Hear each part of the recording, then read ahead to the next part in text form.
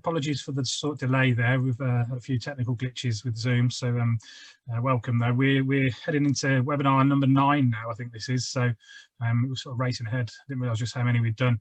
We've done quite a few around digital solutions and other bits and pieces, but we're heading into more of a marketing sort of themed webinar for this one. So welcome. Today's webinar is hosted by Topodium Group, or Chris Sharman. I've known Chris for a few things in the past, but in this respect, we're talking obviously marketing. I won't say too much, but essentially the webinar is all about 7 ways to drive membership sales, virtual subscriptions and merchandise sales as well. So hopefully this will be useful to you all. As usual, we are recording the webinar, and if you do have any questions, fire them through the chatter feature. I've already got a few in mind myself, which I'm sure are going to be covered. And on that note, I'm going to hand over to Chris. So over to you. Perfect, thank you. Well, firstly, appreciate everyone's time, whether they are live or they are listening into the recording of this. It is just me. The first slide does talk about Ryan Grimshaw, who was going to be joining us. Unfortunately, he's at a funeral today, so I am covering all posts on our marketing piece. So yeah, as we said, this is using digital marketing to drive revenue in your health and fitness business. So a little bit of an overview as to who I am. I've been in the sector for cracky 25 years now. Through health club management, leisure centre management, and up until 10 years ago, I was working as head of fitness and head of retail for a sporter before we sold out to Virgin Active. So I was responsible for everything from their gyms and their personal training strategies all the way through to Group X swimming and their rackets division. 10 years ago, I set up a consultancy business, initially specialising in kids fitness and kids sport, and more recently expanded that into adult fitness, branding, marketing, and technology and innovation. So quickly going to overview a few pieces in terms of what we're going to do.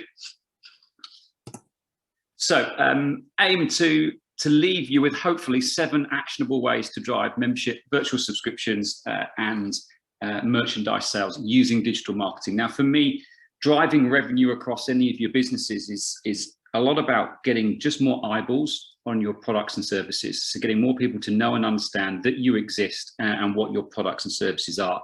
It's also about driving more inquiries and qualified leads into your membership base or into understanding what product and services you've got, and ultimately leading to more sales through new opportunities or new customers or existing customers, because you're able to cross-sell and upsell other opportunities. So that's very much the aim of the next 45 minutes or so. So Topodium Group is, for me, we call it a transformational ecosystem. So we support organisations in sport, health and leisure to optimise their growth and the journey that they are on. So we have 4 core divisions. Active is our consultancy for adult health and fitness, but also covers merchandise and apparel, where we create custom uniformed merchandise. Innovation is our technology division, where we build apps and custom web software and solutions.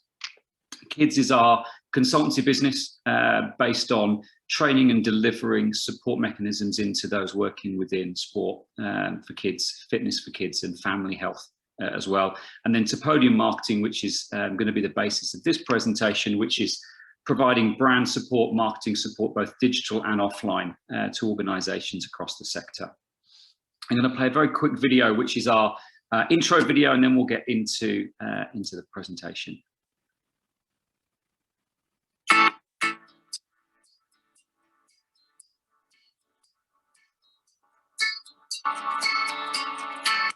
Together, we're setting out on a journey to make something extraordinary, to outwit the competition, to support our people and communities, to find strength when it gets tough, to be brave and bold, to weather the storms and chart unknown territories, to dig deep and power through, to rise up and feel the glory.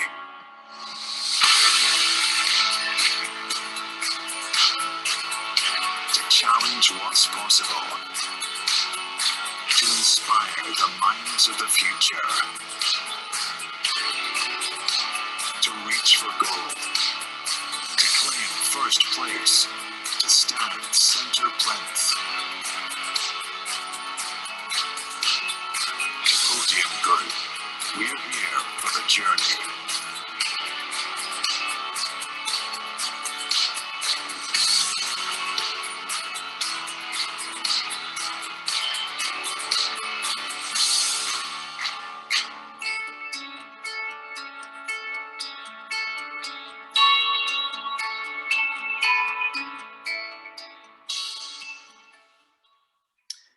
So let's crack on with the 7 steps. But before we do, I'd like everyone just to take a couple of seconds to create a little chart for themselves. So I'd like you to look at these 7 areas. These are the 7 areas we're going to cover, and hopefully we're going to come up with one nugget of information that you can take away connected to each of those 7. And you can do it as we go along, or you can do it now, but also just to give yourself a score on where you think you or your business is at in relation to those 7 areas. So we're going to talk through, we've got 7 slides, that's all we're going to cover off, and hopefully there's going to be a nugget of information in each one that you can scribble down as an action item for you guys moving forward. So we're going to talk social media, we're going to talk email marketing, we're going to talk about your website, content marketing, and we're going to talk digital advertising, brand identity, and then we'll finish off with data and CRM. There is no defined order. There's no reason why they're in that particular list, order. Everyone's situation is different and everyone will have different priorities, but they're the order that we're going to work through them with. So I'm not a fan of scoring 1 to 5 because 3 means you sit on the fence. So you're either good at it or you're not. You're either happy with it or you're not. Or if it's a 1, it's because you just don't do it at this stage. So a quick snapshot of where you are in those areas, and make sure you've got some space alongside to write down any action item that you think we will cover in that area. So the first one, social media, let's position that with a little bit of information or a fact, which might help steer an action item for you. So video content is 50 times more likely to drive organic search results than plain text. So when you are putting something out on social media, what that is effectively saying is that you are 50 times more likely for someone to come off of your website or come to your website or action something from social media if they are watching a video.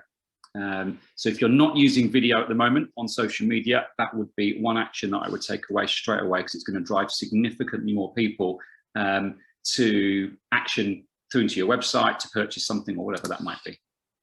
So in each of these areas, I'm going to come up with 3 kind of topics. The first one we're going to cover on social media is creating a community. So are you using your biggest advocates? Do you know who they are? You know, those people that are big ambassadors for your brand, for your business. They're positively talking, they're giving you testimonials, they'll happily give you a case study. Do you know who they are, and are you using them on social media? And if you are they helping you to generate user-generated content? Because if they are, that's exactly what you need to be using from social media to drive referrals, to drive new people to come into your business. So social media, are you using or creating a community? Are you using social media to manage your customer service and support? Is social media an extension of your front of house team? Is someone monitoring the questions that come in, the feedback that is dropped onto your social media channels? And if not, why not? For me, if you are responding to phone calls, you are answering messages at front of house, social media is simply an extension of that. So you can close deals, you can drive more leads, you can drive sales from managing support and service through social media. It's not always as difficult as you think. Facebook, Instagram have automation tools. So if someone is requesting information through Facebook, you can automate a number of responses. Are you interested in membership? Yes, click here. Comes up with some automated responses. So just because you're managing customer service and support through social media doesn't mean it's necessarily a big time constraint if you set it up correctly. And the final one is centralizing your social media management. So are you managing multiple posts natively? So are you having to go into Facebook to post in there? Are you having to go into Instagram to post there? Then you're going to go and post something else in LinkedIn, or then you're going to write a blog and you're going to post that through your blog solution. Or are you consolidating all of that into one place, being much more time and cost efficient?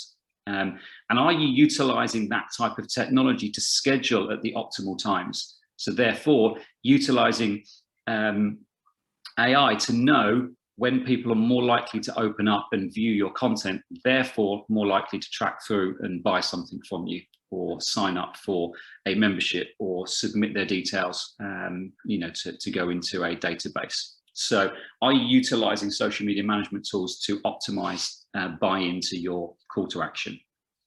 So social media is one area. So hopefully there's a nugget of something that's come from there. The next area is email marketing.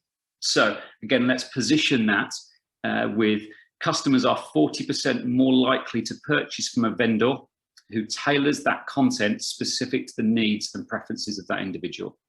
How many times have you been sent an email that's just not relevant, but from a brand that you quite like? So you just didn't bother reading it, or didn't get down below the fold of the email to see some of the information that might have been useful. So key thing with email marketing is, are you providing valuable content?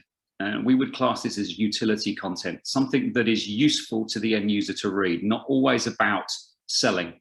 It's not always about the offer. Are you providing information on how to use a product and service, or something that's going to be useful to them to digest or potentially even share? And for me, that comes with the art of social selling, that you don't have to be in your face with a deal or a promotion. If you're providing useful information, that is enough for someone to buy into your business or buy into your brand. So providing valuable content. Next one is segmenting your audience, which is very similar to the percentage at the top of the screen. So do you provide content suitable to that audience? So if you know the age demographic of certain people within your member base, are you utilizing that to provide them an email that is suitable to the things that they do within your club, or the services that they buy from you? And if you're not, then maybe you would get a better response of people tracking through from the call to action on your email to ultimately buy additional merchandise, sign up for a 10-pack of personal training, or whatever that might be. And then how much more could you do with selling via segmentation? So if you know that you've got a section of off-peak members that, you know, are always coming in at a particular point in time, what can you be selling them that optimizes that knowledge about that audience?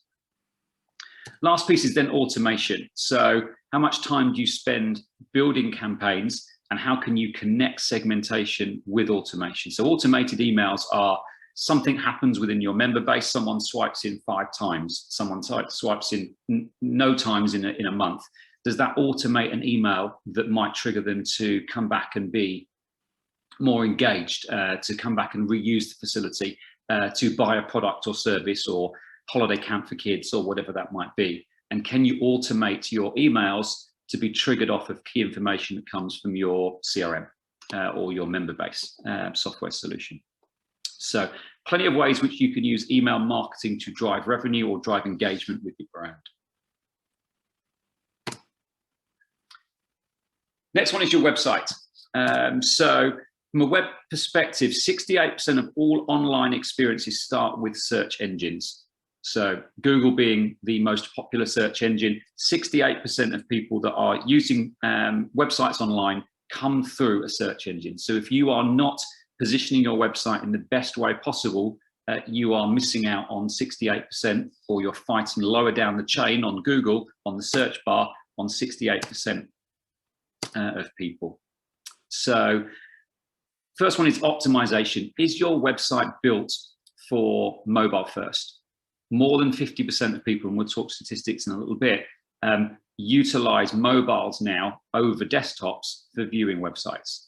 So if your website looks amazing on desktop, but it hasn't been optimized for website, people aren't going to convert from there. People won't buy and sign up for a membership, or submit their details for a membership sales call or a tour.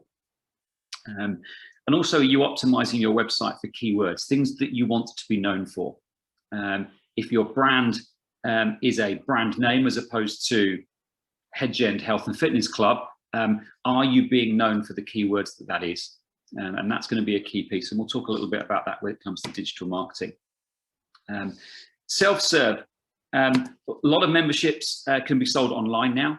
So you've got this frictionless transaction between someone going, I'm interested in buying, and a course of yoga or Pilates, or a 10-pack of personal training, or indeed a 3-month membership. But they're so used to Amazon, which has set the trend now with, oh, within two clicks, I can pretty much have my product or have bought it.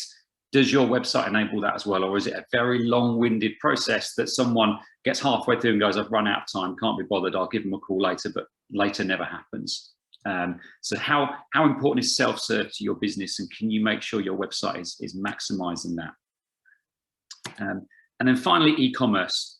So do you have an e-commerce store? Can someone buy merchandise through you? So if someone's bought a course of 10 yoga sessions, have they got the ability to buy a yoga mat or a yoga block or yoga straps through your website? Have you got an ability for them to buy class passes or gift vouchers through your site? A lot of people now searching online, looking for buying certain things. They're not always going to be the ones that turn up at your front desk and buy it, you know, over that reception area. Again, if you don't have a web store, you can set up a Facebook or Instagram store to sell some of these things. Much easier, much more simple to manage.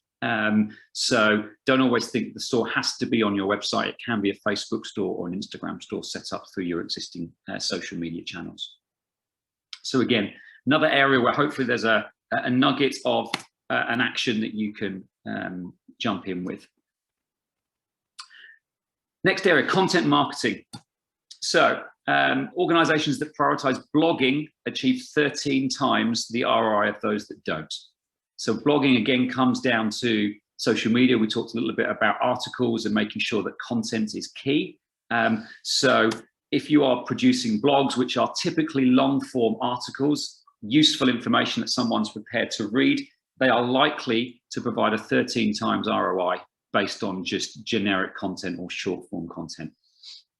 So we talked about it with social media earlier, that utility content, that 80-20 rule, that typically you want to be providing 80% of content which is useful, valuable to your member base or your potential member base, and then 20% is that selling piece off the back of it. How can you help with insight documents, review articles, blogs, podcasts, all those elements of people, all those elements of content that people are consuming now?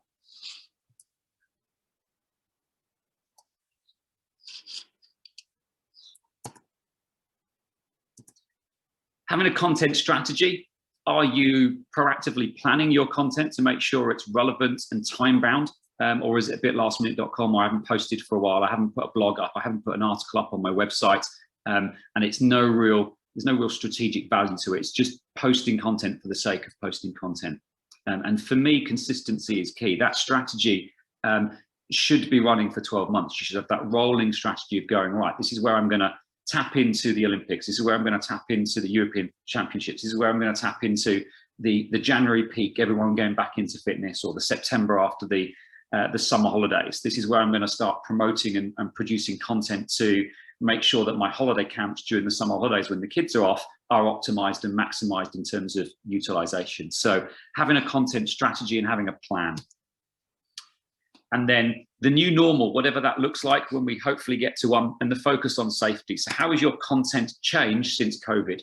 How are you managing customer expectations? How are you making sure that those that want to be or might be interested in being a member or coming to your facility know and understand what you're doing to make sure that it is COVID compliant, it is safe, it is clean, and all the things that are now just going to be common practice as we reopen the sector.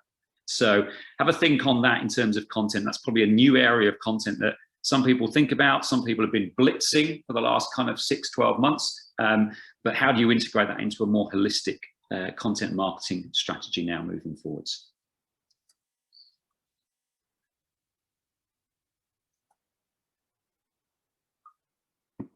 Digital advertising, next one on the list. So digital asset management is now essential to marketing, as visual storytelling has become a key part of customer expectations. When you are positioning yourself digitally and you are advertising, whether that be paid or organic, people need to see. They need to understand what you look like. They need to buy into your brand, whether that's through video, as we talked around earlier, or through good quality images.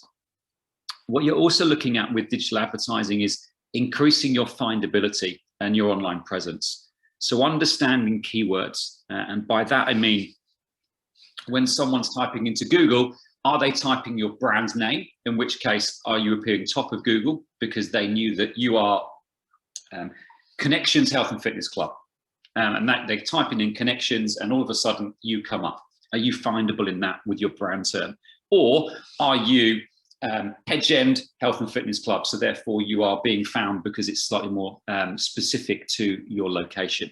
And have you got that online presence, or do you appear when someone goes best health club in my area, top gym in Liverpool?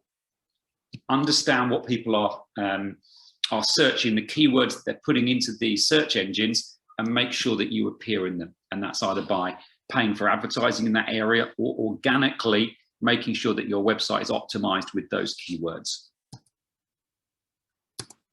Look at localization and geo-targeting, so understanding where your customers come from. This is going to be very different moving forwards as people have started to create digital and virtual platforms for their brand. So previously, I have my gym, I have my fitness facility, and people will come probably no more than half an hour drive time to get to it.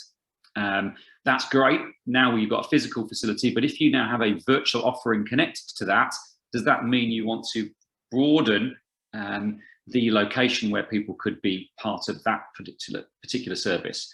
But up until virtual and digital became a massive thing, understand your market, understand where they're coming from, and target your ads in there. There is no point putting out blanket campaigns on Facebook and boosting posts or paying for Facebook or Instagram advertising if you're not targeting down to a specific geographic area.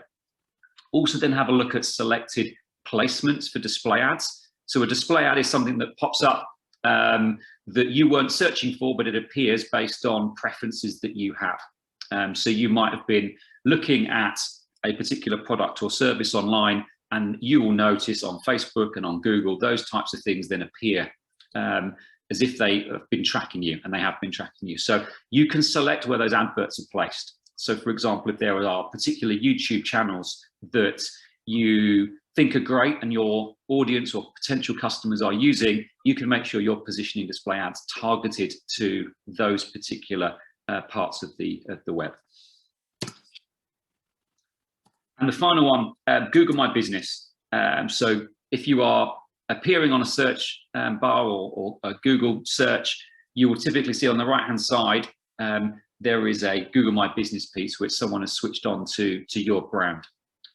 Have you got it? Have you got it switched on, and is it up to date? Does it have up-to-date information about your opening hours? Does it say the fact that you're closed right now? And also, are you using it to sell? And are you managing it as a social media channel? And look at Google My Business as a social media platform, because you can put adverts on it. You can put merchandise sales, so that you can actually sell through Google My Business. And it can be managed through a social media platform as well, in the same way that you can manage Facebook, Instagram, and LinkedIn. So make sure that you've got that set up, make sure you're keeping it up to date, and make sure you're using it to sell from, because it's a walking advert for your business. Last couple, brand identity. So 43% of marketers cite that their biggest challenge with visual content is producing it consistently.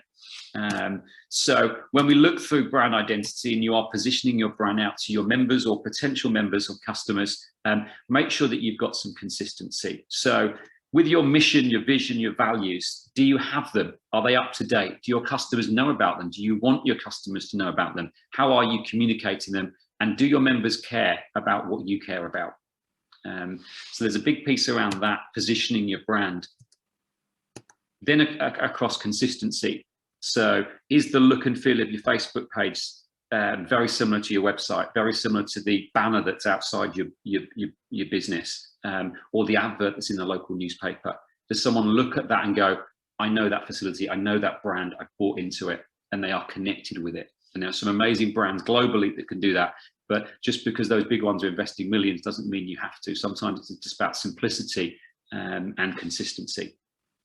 And with that as well, are you consistent with your key messages and phrases and value propositions? If you've got a HIIT studio, do you call it a HIIT studio, or somewhere else are you calling it an aerobic studio? If you've got a PT rig, Are you calling it a PT rig, or are you calling it a functional area? So are you consistent with those? Again, when people are starting to search those types of things on the web, you want to make sure you're consistent with those messages, those key phrases and those value propositions. And with that as well comes your tone of voice. And you might have multiple tones of voice. You might have a business-to-business angle where you are talking to people via LinkedIn, and the way that you use words and you have a tone of voice is different versus how you might be engaging with members on Instagram, for example. So have you got that? Is it defined, or is it, well, whoever posted it, it's their language? Well, the receptionist posted something and they said it that way, and now the manager's posted something and they said it that way, then the marketing person posted something else and they've said it that way, and you don't have that consistency in your tone of voice. The last one, data and CRM, and how do you use that to drive revenue? So we talked earlier about a big number of people utilizing the website on mobile platforms. So this is just a statistic, and these types of statistics are key when you're understanding how best to drive and steer your business. So this is effectively 54% of internet traffic comes now from mobile devices. That's globally. If we were to section that down to our sector, we are typically seeing in the health, fitness, sports sectors between 60 and 70% of activity is happening on mobile devices in this particular sector. So how are you using that data to drive what you do and how you manage your business? So are you centralizing data? How much of it do you have? Where are you drawing all that data from? Do you have finance coming from somewhere? Do you have your membership coming from somewhere else? You have marketing data coming in. You have usage data coming in from people using your facility. How much do you have, and where is it centralized? Where is it all at? And are you able to view it in one simple location so that you can maximize your decision-making processes from it? So have you centralized it so that you can understand it? And are you then connecting the dots between the operational data that you receive and the marketing? So are you understanding that at this time in the day, no one's coming in? So how are you driving promotions and campaigns to drive people at a particular point in time? Do you know that this day is your quietest day? This time is your quietest time. Actually, no one's interested in that class. That studio's empty. How are you using that to drive marketing and ultimately drive new revenue into those times or those spaces? And then finally, making data part of your strategy. So let it help steer your operations. Does it steer your staffing rotas, or is it a gut feel that we're normally quiet on a Friday night, so we ease off, and Monday nights are our busiest nights, so we staff up? Are you using data to drive that, or is it always a gut feel? And is it steering your marketing? Are you recognizing certain times of the year, certain days of the month, certain times of the day that are quietest? Are you optimizing when marketing goes out? Are you spending more during certain months to drive revenue, knowing that the quieter months are coming? So you're using it to steer the amount of ad spend that you put into social media or Google, for example. So looking at how you use data to drive more contact points with your members or potential members. So to recap, I'm conscious I've thrown an awful lot at you. We covered 7 areas where we look to try and drive more eyeballs to your products and services, to drive more inquiries or qualified leads, and ultimately have all of those impact more sales, whether that's with new customers or whether that's cross-selling and upselling to existing customers. So going back to your grid, whatever you scored is whatever you scored. Have you started to look at any action items that sit within that grid? Have you got something that's going to help you utilize social media to drive revenue or to drive potential leads or inquiries? Have you done that with social media and email marketing and website and so on? So that really overviews the presentation. A couple of things, and then we can jump into questions, and I can break through any of these in a little bit more detail. Some of the things that we can help you with as we move forwards. Topodium Group does have a social media management platform called Topost, and we've got an exclusive 90-day extended trial for anyone that is a member of Independent Gyms. and an ongoing 20% off. So to put that into perspective, it's less than 25 quid a month to manage all your social media. That includes Google My Business. That includes things like blogs as well, all in one place. We do a digital health check, which is a deep dive into your website, your social media, your digital advertising, and so on. And we've offered an exclusive 50% discount off of that for independent gym members. We have a short version, which is £245, then so down to about 120 quid. And we have an in-depth one that covers a lot more areas, which is about £1,000, so down to £500. So we can help dig into that. We have an email marketing solution, and we've put in a 30-day exclusive trial of that so that you can automate and segment your marketing at no cost for 30 days. And we've said for all members, there's a 10% discount on all products and services that we have across all of our divisions. One thing we've also put in, which is really for those that are joining this call or dialing into it afterwards, I'm happy, or one of the team will be happy to sit down with anyone that would like to specifically talk about marketing or any area of their business for 30 minutes, and we can help with questions and answers on a one-to-one basis. And we're happy to open that up to anyone that's a member that's read or listened or watched to this presentation deck. So I'll stop talking for a second and open up to any questions, and hopefully I haven't fried everyone's brain too much. Chris, fantastic. Personally, I really enjoyed sitting and listening to that. So this is kind of not my background, but I've always been in the sales and marketing side of health clubs and membership sales. So it's kind of tapping into that, and yeah, hearing some of the stuff is quite eye-opening. So it's great. I've scribbled down a load of questions. If anybody else has got any questions, fire them through the chat feature, and we'll throw them out. So a few from me. You talked about blogging, and it seems like such a vital part of a business. But what makes a good blog, and where do you host it, and how do you sort of put it in front of people? So hosting on your website, because you want to drive traffic to your website. So always integrate, for me, a blog part of your website, because you want to drive and optimize that. So that's going to be key for your SEO work on your website. What makes a good blog really is something that people want to read. And that might sound obvious, but do you speak to your members? Do you understand what they are interested in? And are you positioning content that's suitable to what they want, or are you writing it because it's what you like to write about?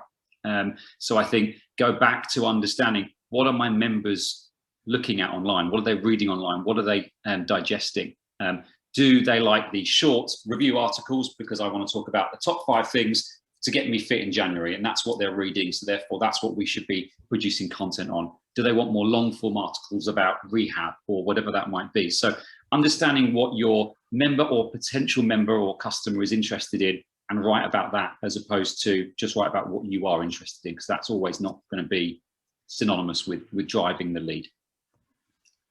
Okay, fantastic. And on a similar note, I suppose talking about video content, what makes successful video content? What would your tips for that?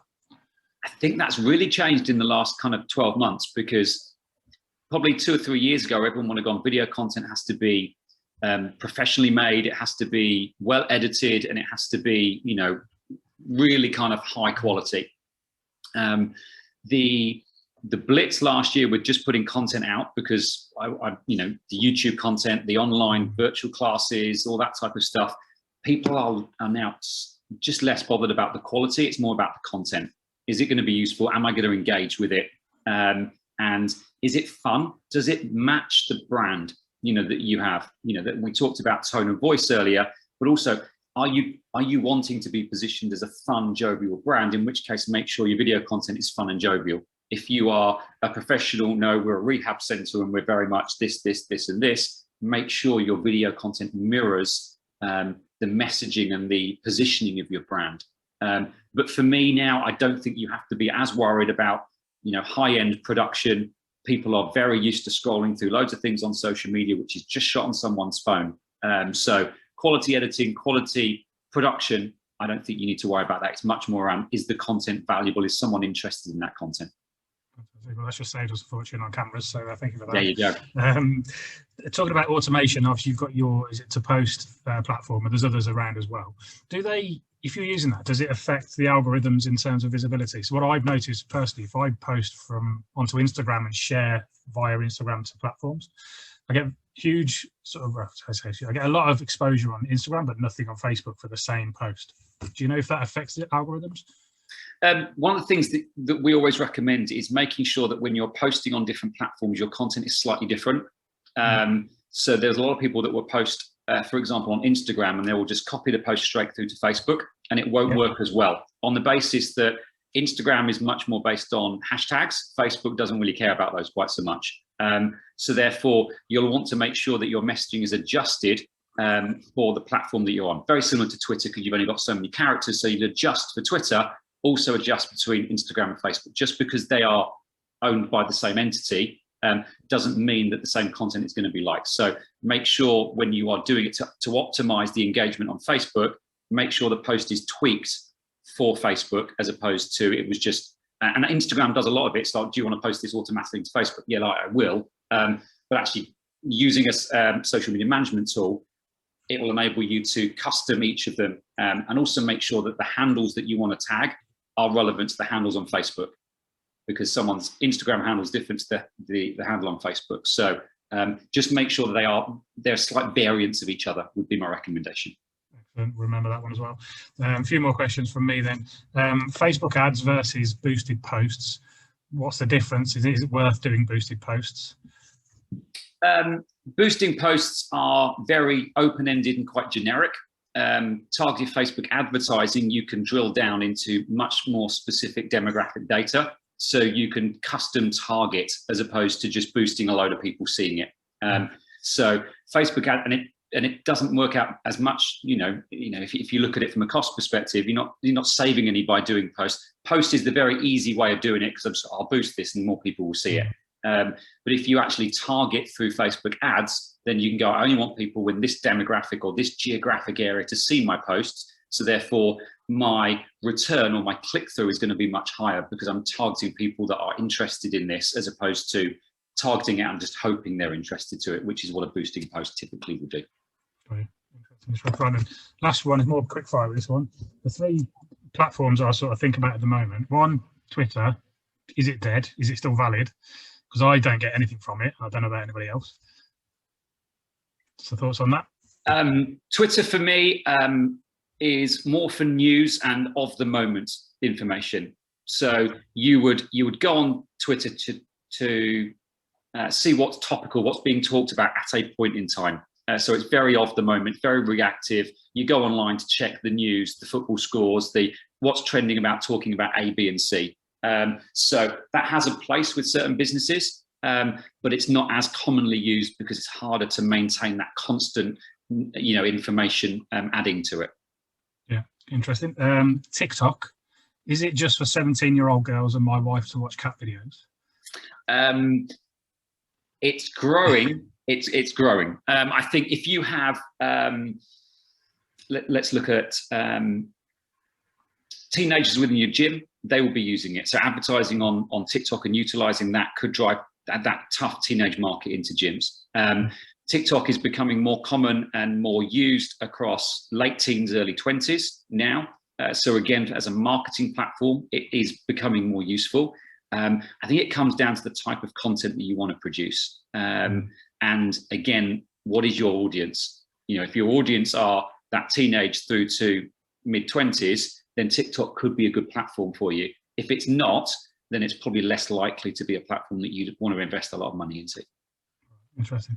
And then the last one, obviously, is fairly new, this one, Clubhouse. I'm on it. I've sat in on a couple of discussions. I don't know whether I get it yet. What are your thoughts on Clubhouse, and should gyms and so on get involved? I think when it comes down to social media, and Clubhouse is as much a platform as LinkedIn and all the others are, it's what is your strategy? What are you hoping to achieve through managing and putting time and investment into social media? If you are selling B2B, then I think Clubhouse has a place, because you want to be seen as an authority figure, a trusted source of information in your sector. If you are selling gym gym memberships to on a B2C level, I actually don't think that is going to be a location where you would want to spend a lot of time. You are probably better posting, on Facebook if that's your target age demographic, onto Instagram, onto paid adverts, and so on. So I think Clubhouse, I think a lot of people are still learning it, still understanding how to optimize and maximize the opportunity to sit with it. I, at the moment, am seeing it more as a B2B sale, as opposed to really reaching out and helping you impact direct-to-consumer products or services. I think I'd agree with that one. That was all I've got. There's nothing come through from the audience, so I think we can call it a day there. So Chris, thank you very much for jumping on and hosting the webinar for us. It's been a great I don't know how long we've been, 40 minutes or so. So really enjoyed it. Hopefully those watching it have taken some tips and the 7 actionable points. I know we have. So yeah, thank you very much. Anybody watching, we are going to obviously post this in the Facebook group a bit later. We'll put Chris's contact details underneath the video as well, so you can all reach out, and if you want any help, get in touch. So yeah, Chris, thank you very much for your time. Absolute pleasure. Thank you very much. No problem. Brilliant. Thank Cheers, you, guys. See you all.